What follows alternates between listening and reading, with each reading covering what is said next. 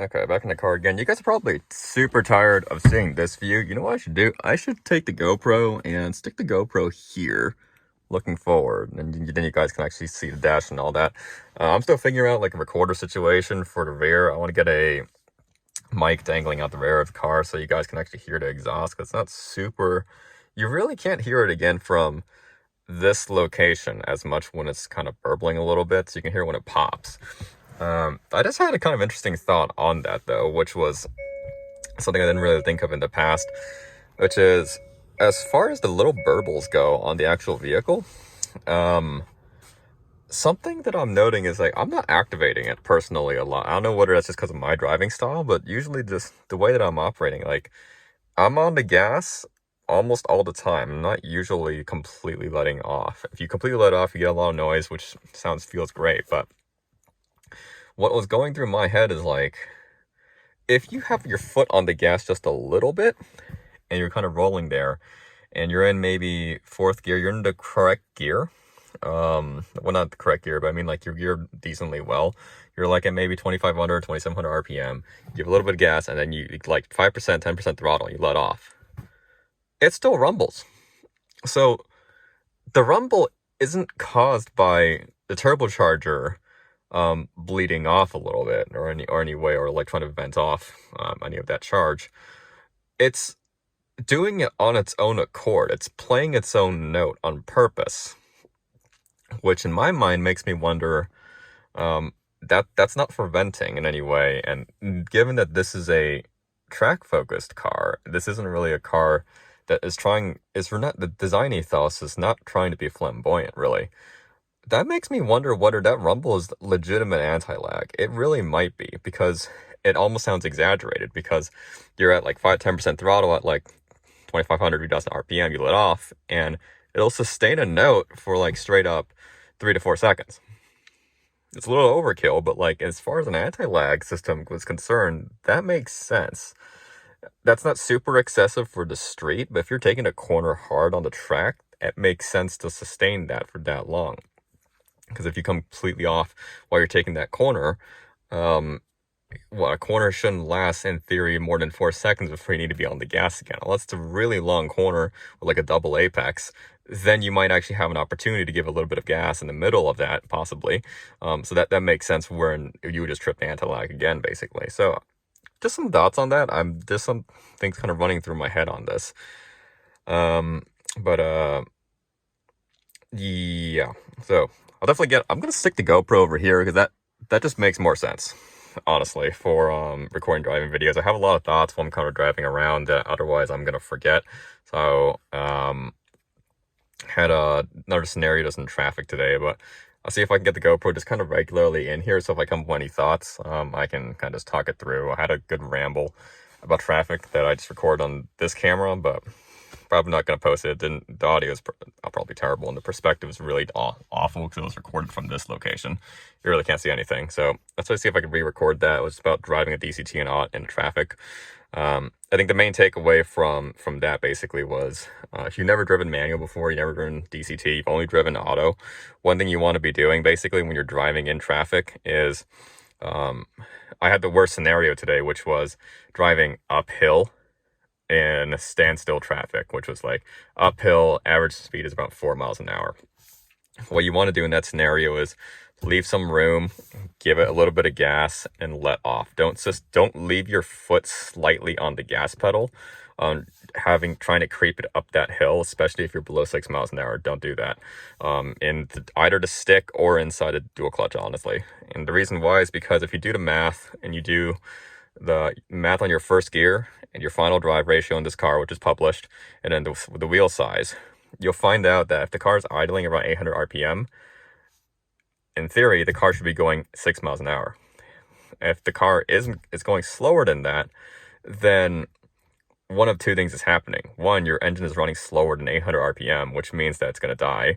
Or two, you're slipping the clutch the entire time, which is terrible for clutch life, basically. So, basically, if you're in standstill traffic, you want to give it a little bit of gas, especially in the dual clutch. Give a little bit of gas, let off, and then just coast, basically. If you're below 6 miles an hour, the car's smart enough to coast on its own. If you're above 6, then it gets a little bit weird. Personally, if I'm above 6 miles an hour, but like below 10, where I can't really get into second and stay there nicely, I'll actually throw the car into neutral on my own accord every now and then, just to kind of tell it, hey, don't try to stay in gear, like stay like clutch in, basically, like clutch out rather, between 6 and 10 miles an hour. I'll just tell the car go to neutral, and I'll shift it back to drive on my own accord and give it gas, put it back into neutral, basically. This makes it a little easier. Just helps the car to understand what to do, basically, in those scenarios. Basically, just drive it like a stick. Yeah, the weird thing about this car, that was pretty much the main part of the content. If you want to hear me ramble more, you can keep watching, basically. But kind of what I was getting at is, if you're driving stick in those kinds of conditions, you have to kind of make a decision. Whereas with the dual clutch car here, it's going to think for you. And it's going to do everything a manual driver is going to do. And it's going to have to pick one of those options. It's going to do one of those options. We don't have like a clutch paddle like an F1 car, which is really convenient in those things, because you can make that call if you have an actual clutch paddle. You can actually hold it in and tell the car what to do. We had a kind of quasi clutch paddle back in college, and that was actually legitimately useful. But since you don't have a clutch paddle here, since the car is doing it all on its own accord, it can get a little confused sometimes. And the reason, an example of that is like, up until 6 miles an hour, basically what you're going to have to do with the car is one of two things. If you're trying to coast at like 4, one is you're going to be slipping the clutch the entire time, or 2, you're going to be clutch in, out, in, out. And that's assuming like you're trying to maintain 4 miles an hour, basically, like exactly sustain it. You're going to have to decide to either slip the clutch the entire time, which is terrible, or you're going to clutch in, clutch out all the time, basically. So if you have your foot lightly resting on the gas, requesting 4 miles an hour, going in that slow traffic, the car's going to pick one of those two things. You're telling it, I want to go a little bit. And the car is going to respect that decision, and it's going to go a little bit. You don't want let the car do that to itself, basically, is kind of what we're getting at. So what you want to do in theory is what a manual driver would do, which is, don't slip the clutch the entire time, and you don't want to clutch in, out, trying to sustain 4. You just want to like get up to like 4, let off. And you're going to drop down to like 1 mile per hour or something, coasting, and get back on there and then get off. The car is smart enough, you don't need to put it in neutral in that scenario. If you're below 6 miles an hour, the car is going to figure that out. It needs to be clutched in if you let off on the gas. If you let off on the gas, it's basically clutching in for you automatically.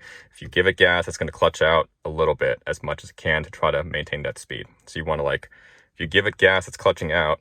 And if you like let off, it's going to know to clutch in. So that's good.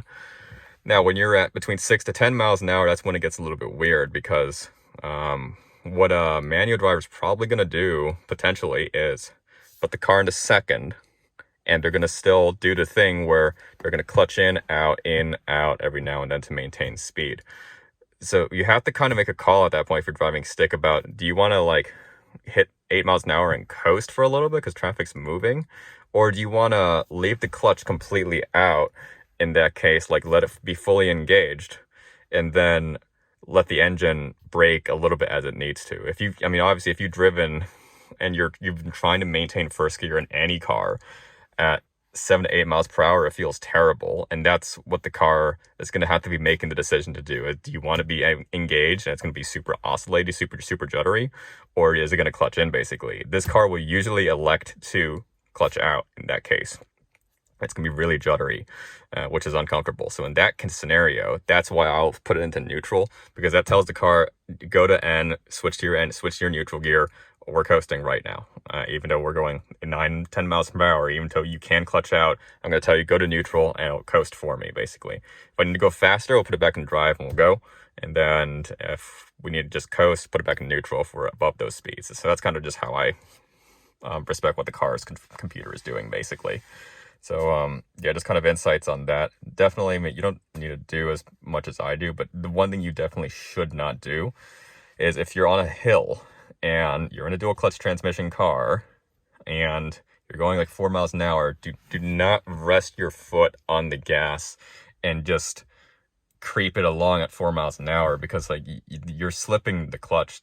That's the only way the car can do that. Don't let the car do that to itself, basically. That's kind of what I'm getting at over there.